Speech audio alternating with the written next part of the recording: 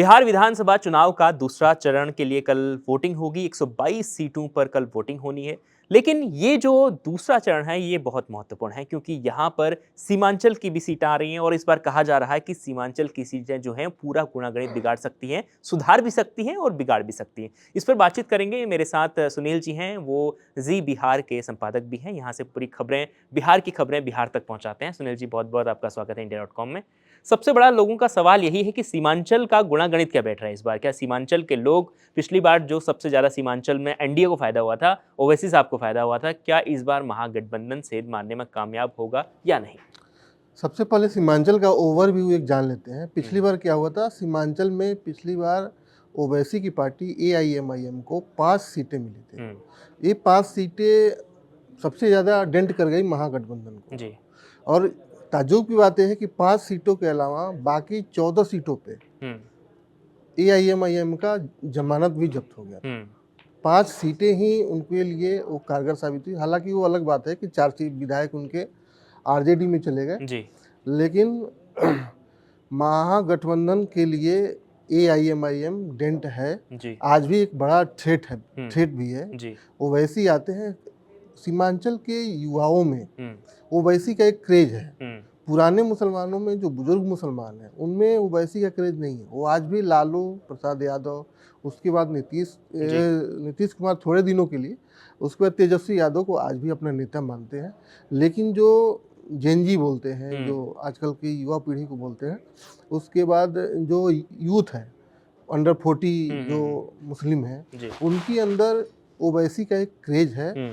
ओवैसी की बातें उनको अच्छी लगती है, ओवैसी उनको एड्रेस करते हैं, ओवैसी की बातों पे तालियां बजती हैं।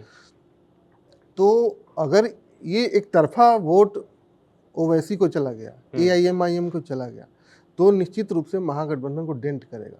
हालांकि इस बीच में जो रिपोर्टें आ रही हैं कि एआईएमआईएम जो है पिछली बार की तुलना में उसका प्रदर्शन अच्छा नहीं हो सकता, कमजोर है इस बार। कमजोर है इस बार। और इसका कारण ये लोग बता रहे हैं क्योंकि वो अपने विधायकों को संभाल के नहीं रख पाए। 5 विधायक जीते थे तो आपको संभाल के रखना था, आप 4 गंवा दिए, 1 बचा रह गया, वो भी आपका प्रदेश अध्यक्ष था इसलिए बचा रह गया, नहीं तो 5 के 5 उधर हो जाते। तो इसलिए भी लोगों में एक है कि कई रिपोर्ट इसमें भी ये भी है कि ज़्यादातर लोग ये मान रहे हैं कि पिछली बार हमने ओवैसी को वोट देके गलती की। अच्छा। कई रिपोर्ट हमने देखी। हाँ। तो हम अभी बिहार से भी लौटे हैं, तो कई लोग ये कह रहे हैं कि ओवैसी को पिछली बार हम लोगों से गलती हो गई, इस बार गलती नहीं होगी। हम लोग का नेता जो है महागठबंधन और मतलब जिस तरीके से उत्तर प्रदेश में हमने देखा लोकसभा चुनाव में जो एक तरफा वोट था वो मिला, जो अखिलेश यादव और जो कांग्रेस का जो समीकरण बना था, यानी पीडीए को एक तरफा वोट मिला था। क्या बिहार में भी ऐसा ही होने जा रहा है? बिहार में निश्चित रूप से अगर ओवैसी बहुत डेंट नहीं करते हैं तो महागठबंधन को ही पूरा मुस्लिम वोट मिलेगा। कितनी सीटें इससे प्रभावित हो सकती हैं? देखिए, सीमांचल की अगर खास तौर से बात करें तो सीमांचल में इस बार सबसे ज़्यादा सीटें ओवैसी फाइट कर रहे हैं। 15 सीटों पे ओवैसी फाइट कर रहे हैं। कांग्रेस उसके बाद सेकंड लार्जेस्ट है, 12 सीटों पे, 12 सीटों पे कांग्रेस है। और राष्ट्रीय जनता दल जो है, जो तेजस्वी यादव की पार्टी है, वो 8 सीटों पे है। जी। तो मुसलमानों वाली ज़्यादातर बहुत सीटों पे ओवैसी साहब और कांग्रेस या तेजस्वी की पार्टी का आमना सामना है।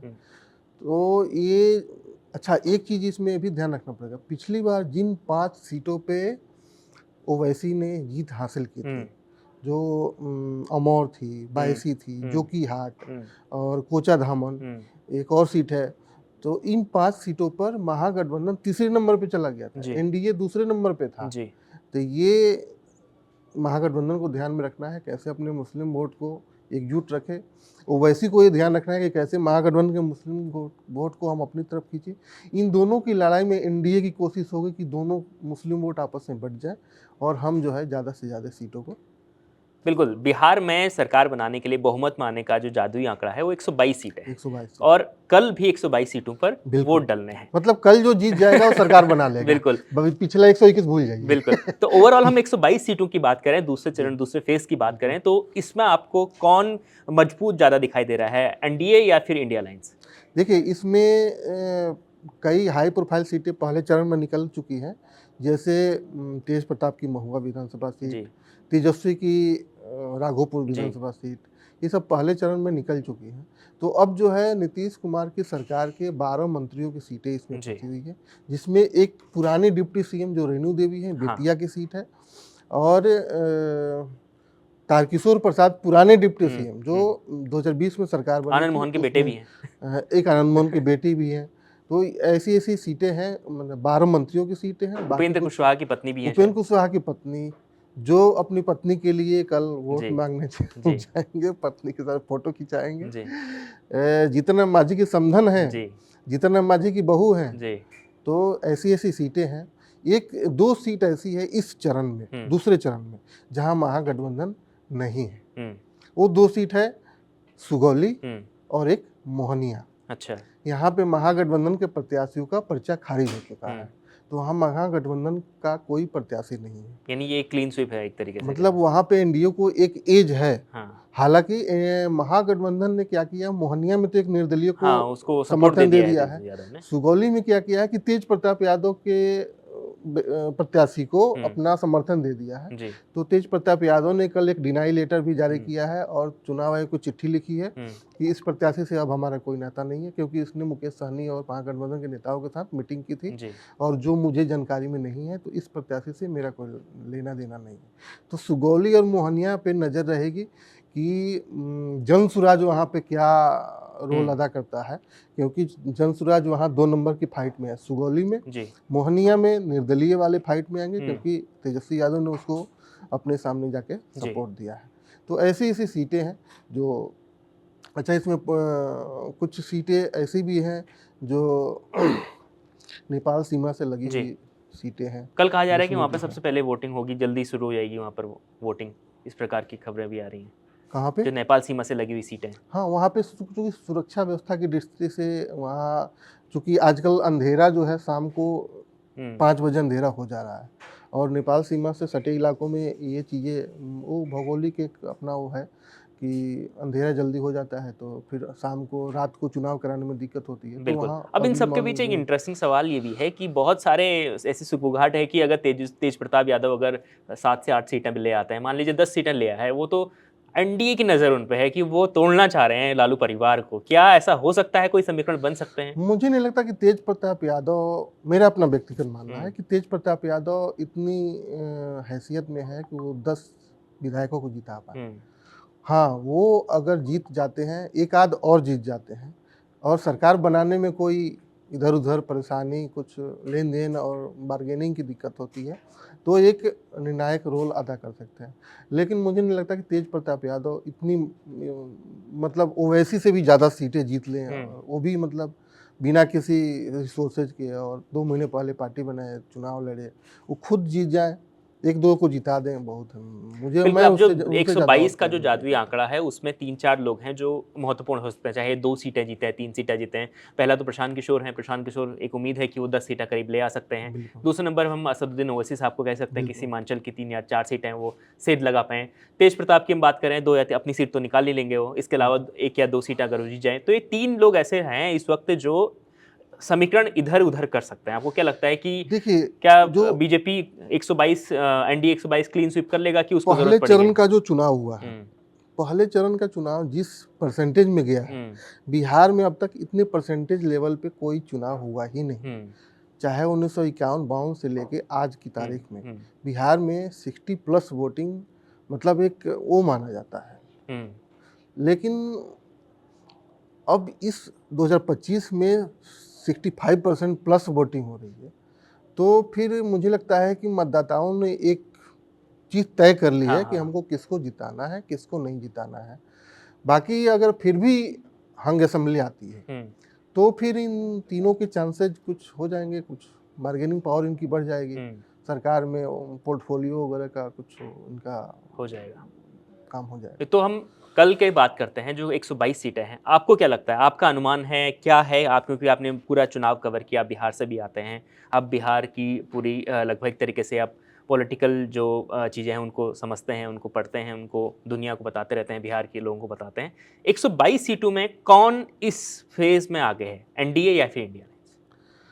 थोड़ा बहुत भी मार्जिन किसका है? 122 सीट ये तो चूँकि इस बार इलेक्शन कमीशन ने क्या किया है कि ऐसे रूट मैप जारी किया है ना चुनाव का, बॉर्डर वाले सारे इलाके, जैसे चाहे वो यूपी बॉर्डर से जुड़े हों, चाहे वो दूसरे राज्यों से जुड़े हो, पश्चिम बंगाल वाले इलाके हों, वो किनारे-किनारे की जो बाउंड्री लाइन वाले भी हाँ, असेंबली हाँ। हैं, उनको एक साथ कर दिया है, जो बीच की असेंबली है, उनको एक साथ कर दिया है। तो इस बार बड़ा मतलब कॉम्प्लेक्स हो गया। अच्छा, सबसे बड़ी बात ये है कि पहली बार इधर हम लोग जब से चुनाव देख रहे हैं, पहली बार बिहार में 2 चरणों में चुनाव होने जा रहा है, हो रहा है। इससे पहले 3 चरण, 4 चरण, मतलब जब हिंसा होती थी तब तक तो कई चरणों में होते हाँ, थे। हाँ, हाँ। एक समय में तो 5-5 चरण में चुनाव हुए हैं। लेकिन इस बार 2 चरण में हो रहा है और ये सुन रहे हैं, अमित शाह ने तो ये भी कहा था कि इस बार अगर चुनाव शांतिपूर्वक हो गए, तो अगली बार हम 1 चरण में चुनाव कराने की अनुशंसा करेंगे।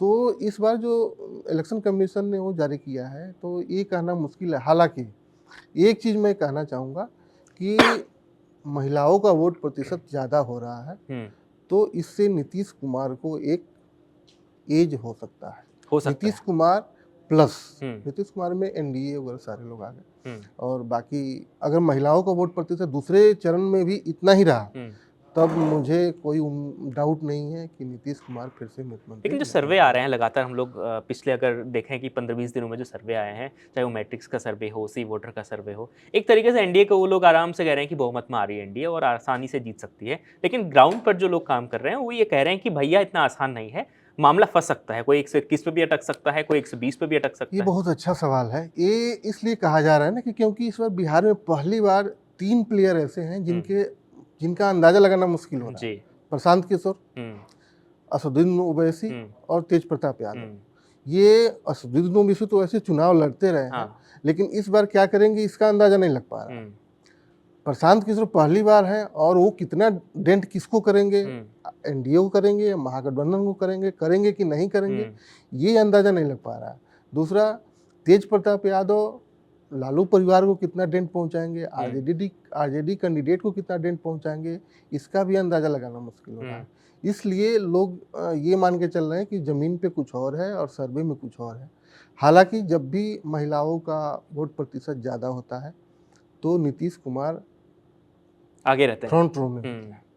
बिल्कुल, ये तो बिहार जीविका से दीदी योजना जो है वो इस बार उनको ये फ़ायदा। सबसे, मैं अभी बिहार से लौट के आया हूँ, छठ में मैं बिहार गया था, तो जीविका दीदी वाला मतलब तो मैसिव इम्प्रेशन है उसका, गजब का जो इम्प्रेशन तेजस्वी ने है। लेकिन जो और बात सिर्फ कही है, महिलाओं जो में, तेजस्वी ने बात कही उसका इम्पैक्ट नहीं है।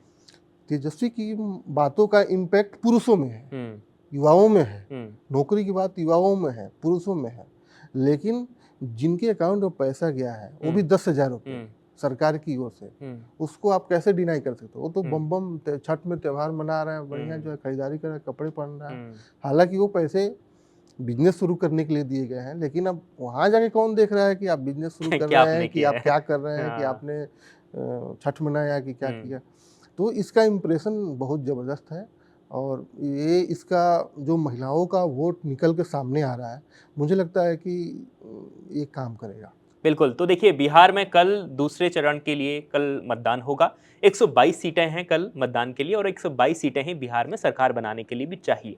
लगातार सुनील जी ने जो हमें बताया है कि बिहार में इस बार जो लड़ाई है वो बेहद कांटे की लड़ाई है, क्योंकि अनुमान लगाना ही मुश्किल है कि कौन सी पार्टी या कौन सा गठबंधन सरकार बना सकता है, क्योंकि इस बार जो समीकरण है वो बहुत उलझे हुए हैं, क्योंकि नई पार्टियों ने 2 या 3 जिस तरीके, हालांकि 2 तो बिल्कुल नई पार्टी है, एक प्रशांत किशोर है, दूसरा तेज प्रताप, चाहे वो 10 सीटें आए 5 सीटें आए, लेकिन उन्होंने समीकरण कई जगहों पर खराब किए हैं। तो बिहार में कल क्या होने वाला है, सीमांचल की सीटों पर जो हमने आपसे डिस्कशन किया, अभी आपको जानकारी बताई, उस पर आपकी क्या राय है, कमेंट कर आप जरूर बताएं। और इसके बाद हम कल दिन भर आपके साथ जुड़े रहेंगे। हम बिहार के बारे में आपको बताएंगे कहाँ कितनी वोटिंग हो रही है और कहाँ क्या वोटिंग को लेकर, जिस तरीके से हमने फर्स्ट फेज में देखा कि बिहार में वोटिंग का रिकॉर्ड टूटा था, तो क्या कल फिर से एक नया रिकॉर्ड बनेगा या फिर वोटिंग कम होगी, उसके बारे में चर्चा दिन भर करते रहेंगे। और शाम को हम जैसे ही वोटिंग खत्म होगी एग्जिट पोल लेकर आपके सामने आएंगे, पोल्स भी आपको बताएंगे कि जो अलग अलग चैनल्स है, अलग अलग सर्वे एजेंसियां जो एग्जिट पोल निकालेंगे होंगी उसका जो निचोड़ है वो भी हम आपको बताते रहेंगे। उसके बाद हम मुलाकात करेंगे आपसे 14 तारीख को, और उसके बीच में भी लगातार सुनील जी और मैं आपके साथ बने रहेंगे और आपको एक-एक डिटेलिंग, एक-एक सीट की हम लोग आपको बताने की कोशिश करेंगे। आपकी क्या राय है हमारे आज के डिस्कशन पर? कमेंट जरूर करें। बिहार में किसकी सरकार बन रही है? कमेंट कर जरूर बताएं और देखते रहें इंडिया।